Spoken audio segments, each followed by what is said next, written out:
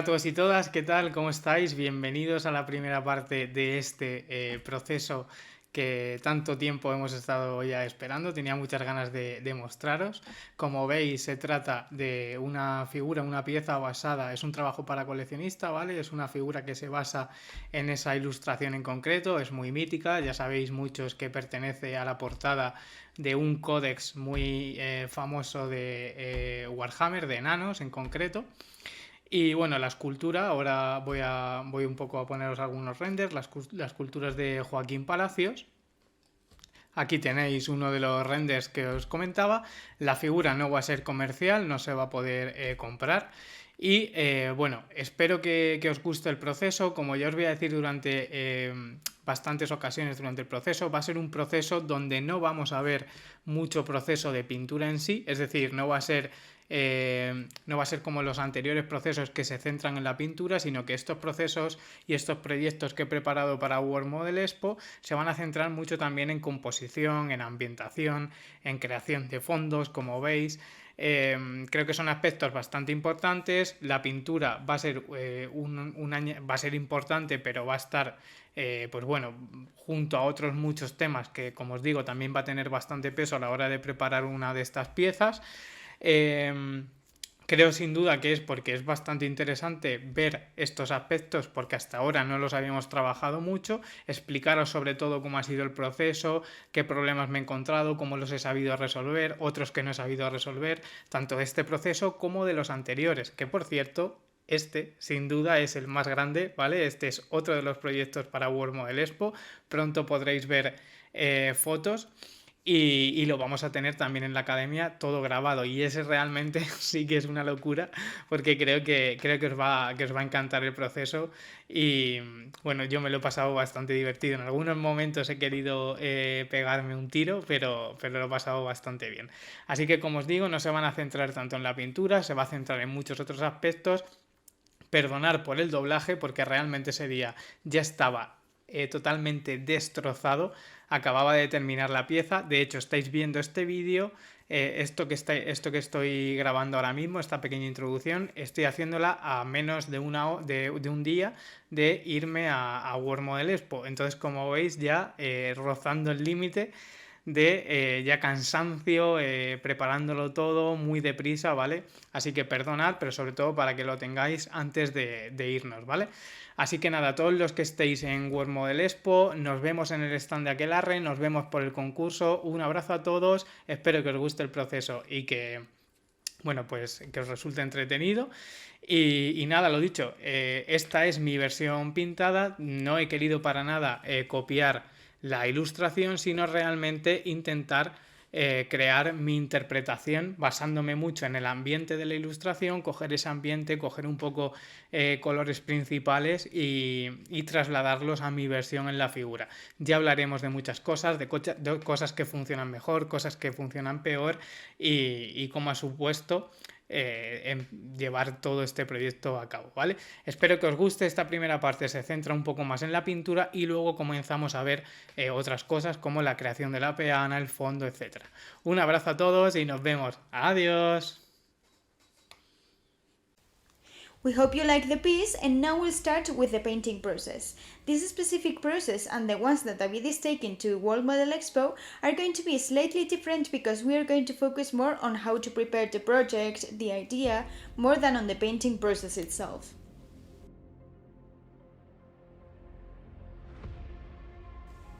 We are also going to focus on the ambience, the base. You will see that these last two things are going to be very important in a much bigger project that you will be able to see very soon.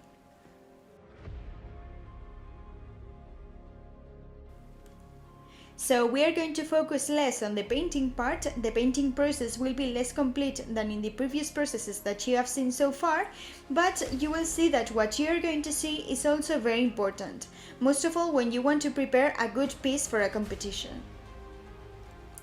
Because these pieces are not, for example, usual box arts. They are pieces prepared exclusively for World Model Expo.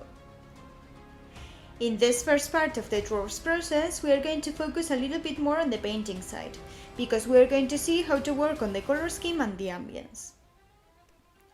One of the things that David had very clear when he decided on the pieces he was going to take to World Model Expo is that he was going to focus on different aspects on each one of them. For example, the color palette of this dwarf, of this piece, is much cooler than usual, than what David usually likes. This also forced him to get out of his comfort zone to work on a very different ambience. Without a doubt, the most difficult part of this project is to transfer the ambience that the illustration has to the miniature.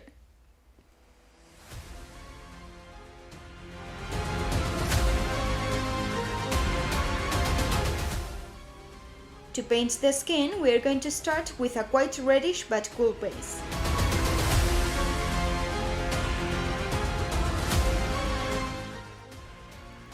This figure doesn't have a lot of skin surface, it just has the arm and some small areas of the face and the hands.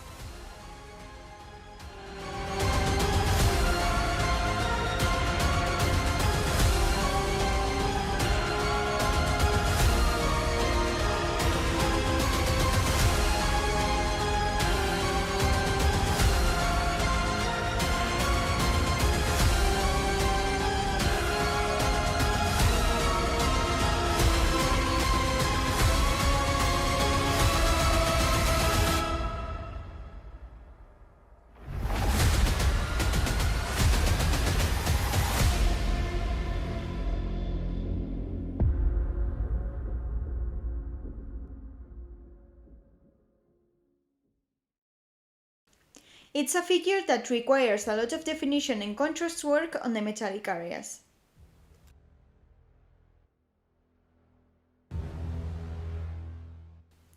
The truth is that all the elements have a lot of detail and some of those details are quite small, so we are going to have to differentiate each one of them. We have to outline a lot.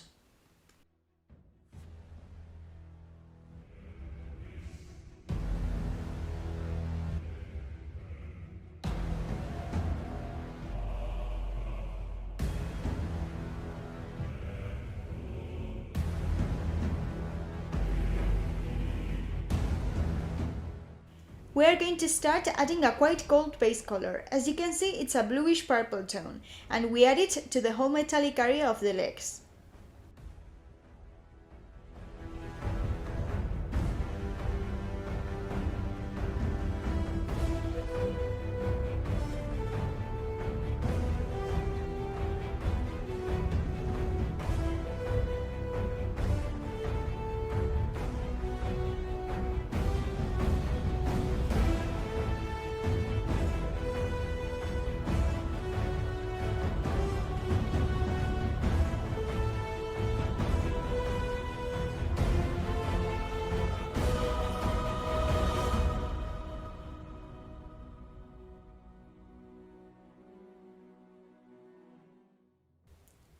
He used this base color for almost all the metallic areas.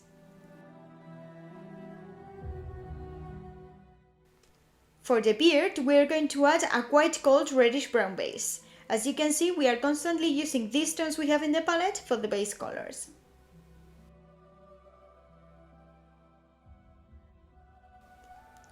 We are only changing and modifying the tone a little bit.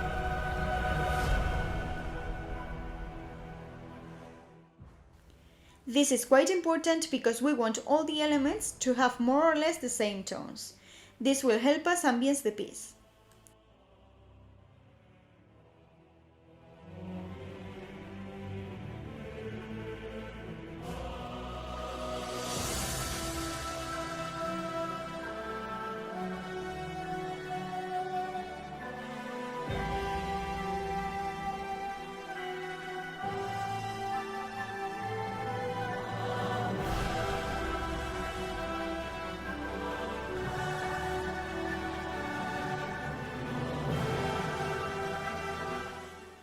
Once we have added more or less the base color to all the elements, we will start working more in depth, for example on the golden areas.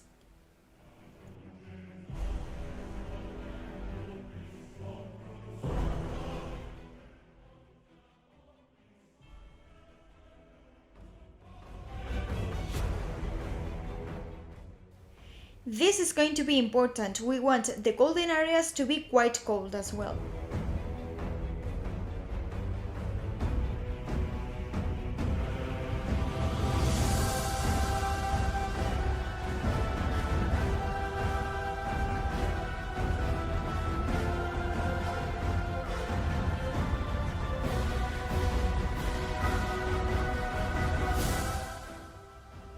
We have to be very careful with the amount of yellow that we add to the golden areas, that is to say, how saturated we make these golds so that they don't attract too much attention. If we look at the illustration, the golden areas contain a lot of green and blue to lower the saturation and achieve a colder ambience. One of the things that David started painting was the arm, the skin. We are going to see that now.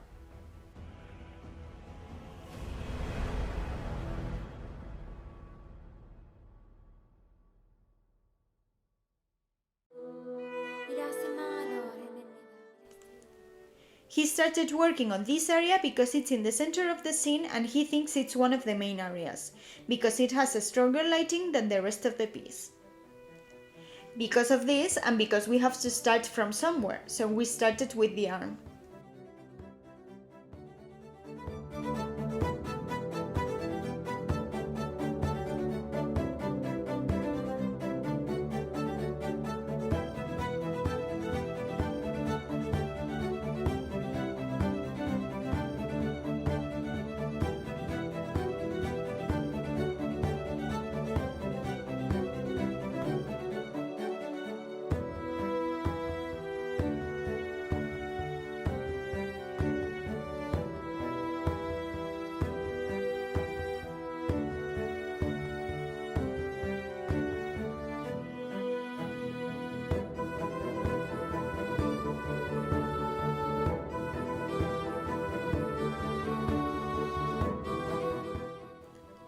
The first thing we want to do is to achieve a nice contrast and start defining and interpreting the volumetry that the arm has.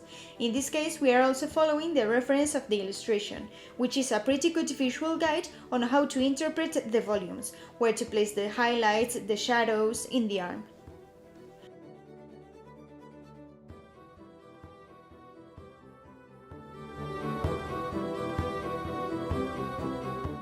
Of course, when it comes to transferring this to the miniature, we will have to make some modifications.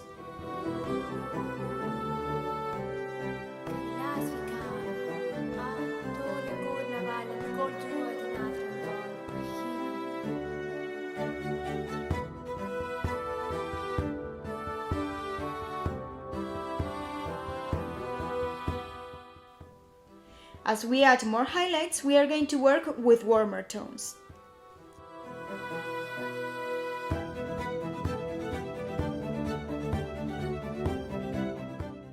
Although in the end, we are going to make the highlights of the skin cooler by adding blue and green. Now we have to start adding these warmer tones to make the skin look like it's alive. If we work with very cool tones from the beginning, it will look like it's dead.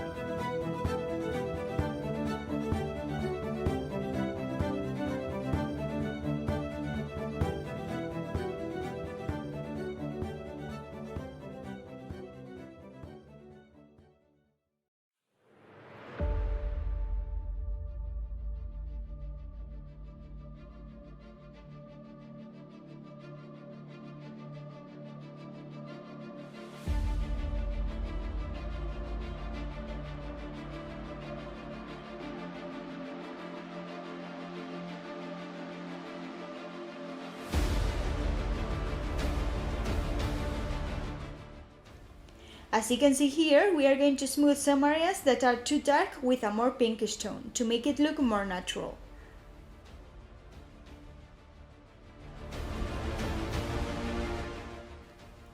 It's important to adjust the value and the contrast of each area well so that it looks natural and not too exaggerated.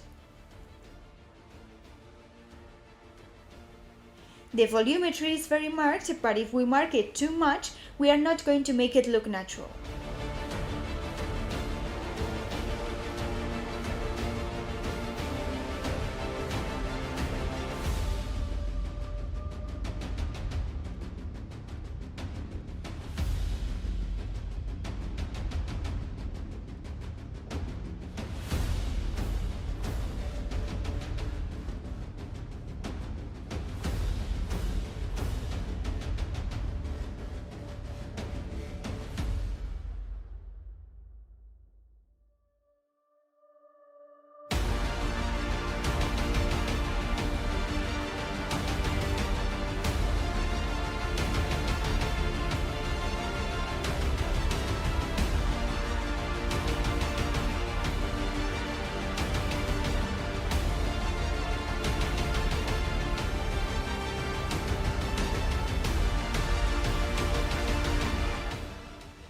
As you can see, we have taken a smaller brush to get more precision and to add thinner brush strokes.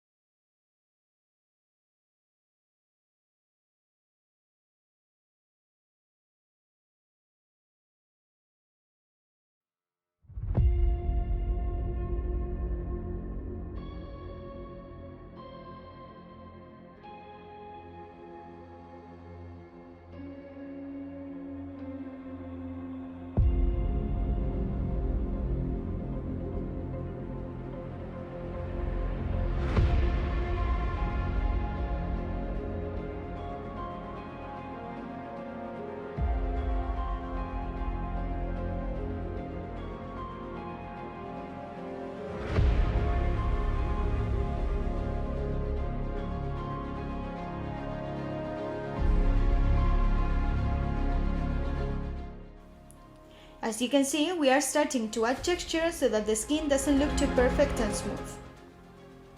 Because the scale of the figure is quite large, it allows us to add all this texture to the arm.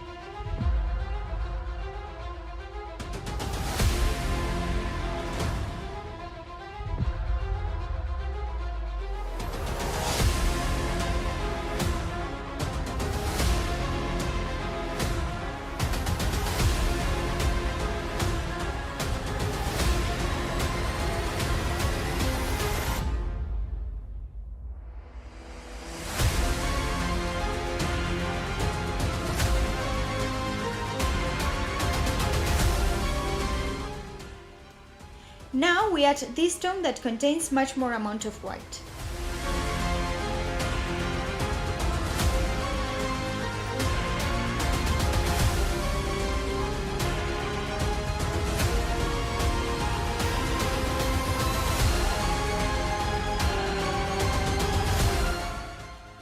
And as you can see, we are going to add blue to the highlights.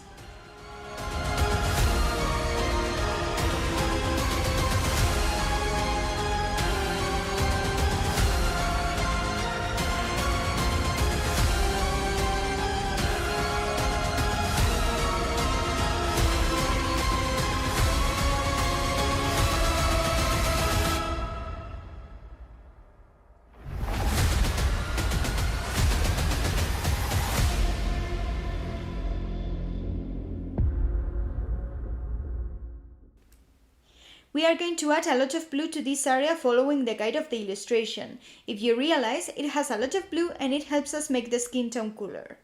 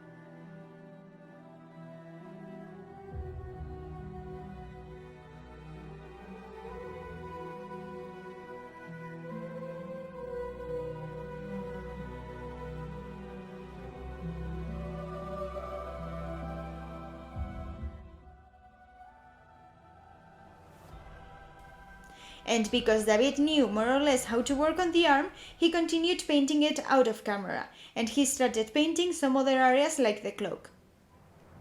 As I said before, these projects David is taking to World Model Expo won't be very complete in terms of painting, but they are going to contain much more information about other kind of things that are also very important. And here you can see what he had in mind for the base. He decided to increase the height of the base because if he didn't, then the dwarf would be looking down and he wouldn't be able to achieve the effect of the illustration like that. It would require seeing the figure from a very low height to see it properly. So what he decided to do was to add a thick layer of milliput below to add more height to it.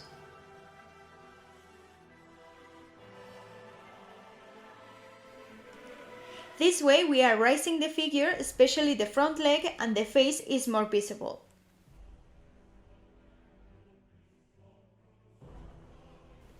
He covered the base, the plinth, with masking tape so as not to damage it and to protect it. Now, using milliput standard, the previous milliput, the white one, is way softer, and with this one we are going to make the rest of the rocks and the rest of the base. He also used the remains of the milliput to add more rocks.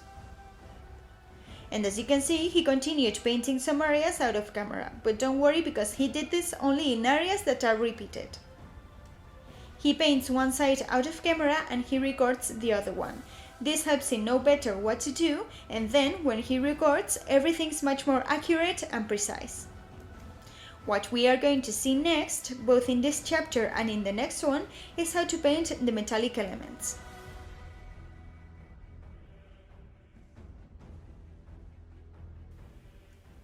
If you have already watched more painting processes by David, you will realize that the way he's structuring the painting process is the same than in other projects. He's painting it area by area, adjusting and checking both the color scheme and the ambience.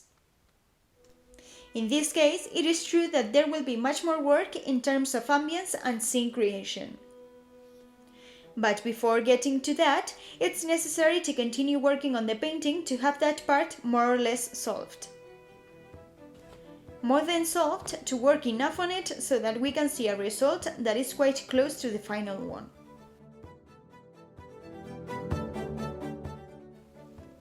This front leg that we are going to start working on is one of the most important light areas of the piece, because the knee is very exposed to the light.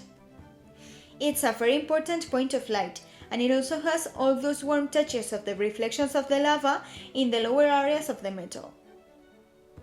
These warm touches, these warm reflections, are going to enhance the contrast with all those blue tones, green tones, those cooler tones that we can find all over the scene. One of the things that you can see in the final result of this piece, if you compare it to the illustration, you will see that David changed the base to make the lava effect much more intense, although we honestly don't know if there is lava on the illustration or if there are rays emerging from the ground. Either way, he decided to make it as lava because it was going to be easier to understand and because it gives us more color possibilities. We can add red tones and orange tones that the illustration doesn't have. We also think it can be raised because there are stones rising from the ground, but we are still not sure.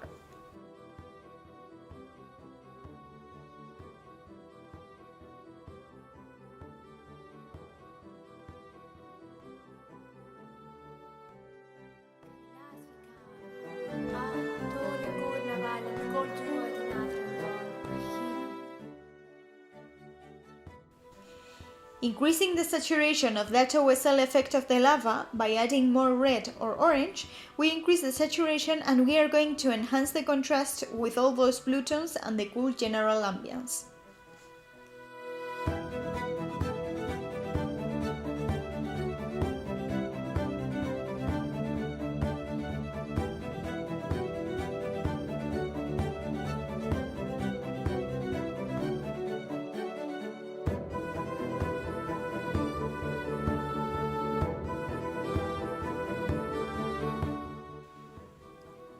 To paint the golden areas, one of the most important things will be to control the tones we add and add blue and green tones little by little so that we don't get a very warm result.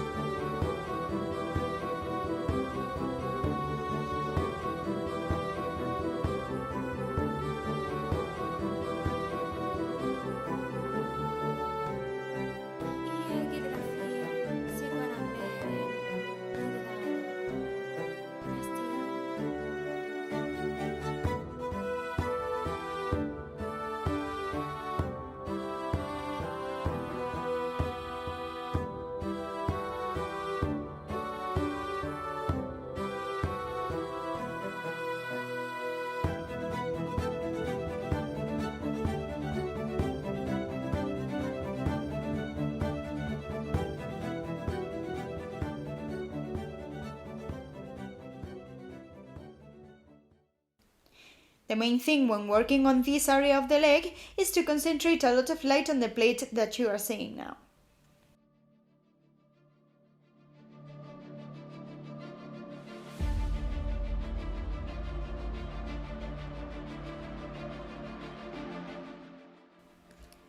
The metallic areas is where we are going to concentrate more amount of light.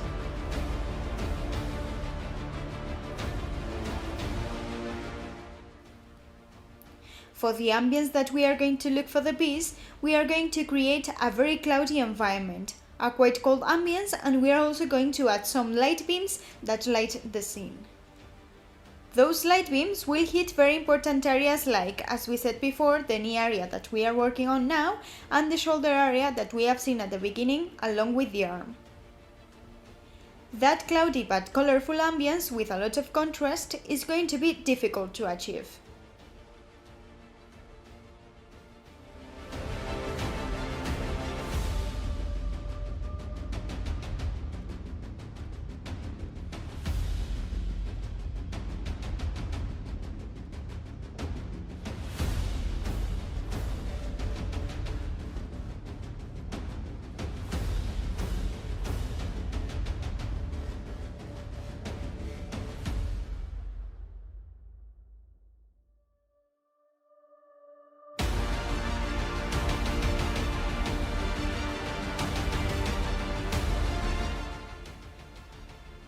As I mentioned at the beginning, one of the most important aspects we have to take into account will be to work on the outlines and to define everything well so that the elements are separated from each other. In this case, we have a lot of metallic plates and it will be essential to achieve a good definition.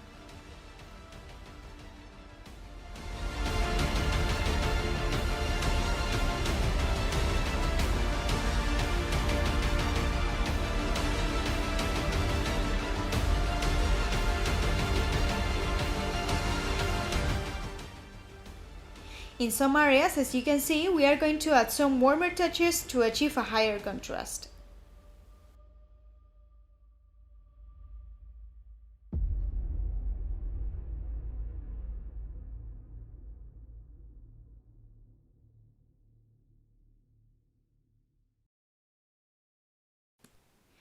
We have to make it look like golden metal. If we add too much green and blue, we are going to lose that effect.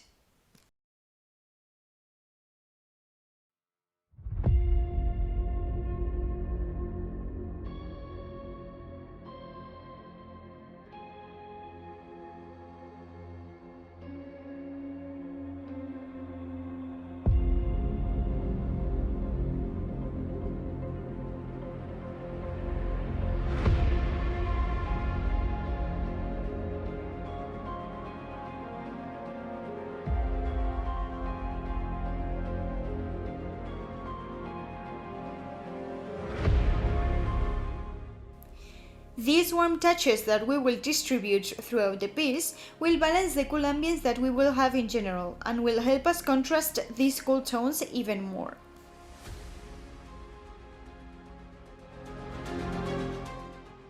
The metallic areas that are far from the very strong light focus of the knee are going to be darker.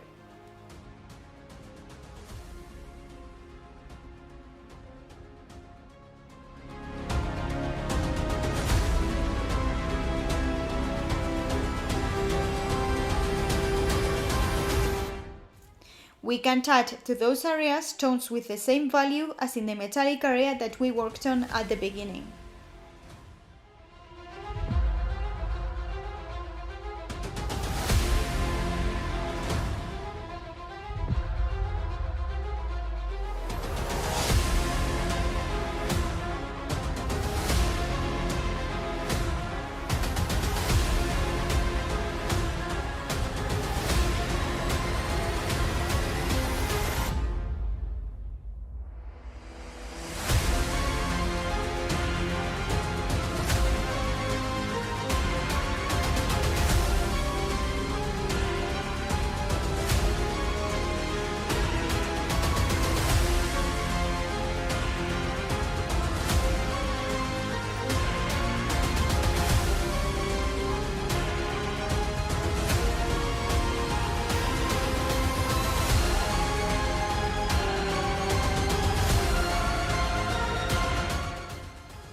See that for the last highlights we always add some blue touches to create a quite cold ambience. In this case we add the last highlights to the gold using basic skin tone that, although it contains yellow, we add that touch of blue to make it cooler and we make it greenish.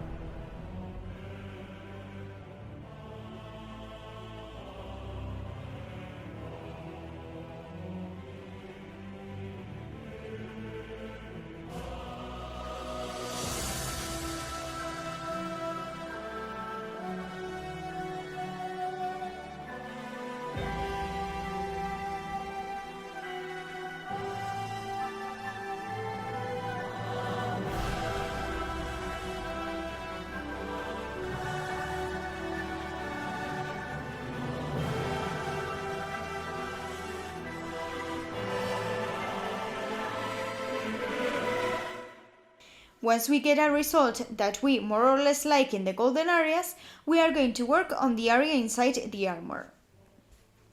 As you can see, we are going to add a more bluish tone to this area.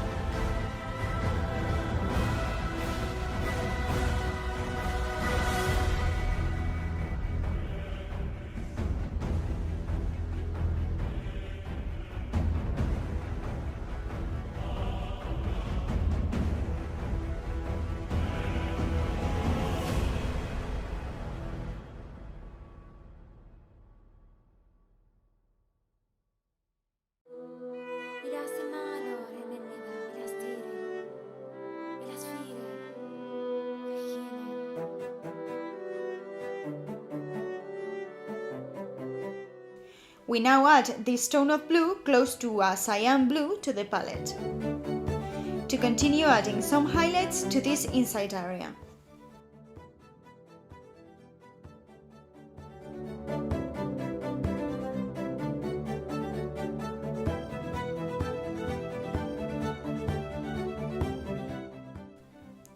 The fact that this area is more bluish will also help us perceive the gold color, because all those yellowish greenish tones will be surrounded by blue, and we are going to perceive them even more bluish greenish.